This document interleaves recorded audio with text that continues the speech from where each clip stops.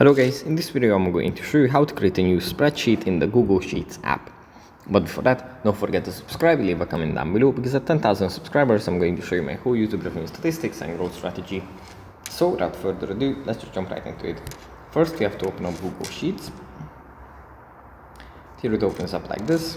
From here we just have to go into the bottom right corner and tap on the plus icon, and it's just going to create a new spreadsheet right away, and then we can just start working and filling the columns and rows with whatever data we want to store here. We can zoom in, zoom out, we can do whatever. So yeah, I guess that's pretty much it for this video.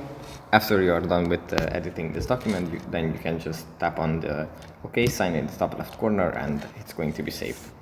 So yeah, see you in the next one.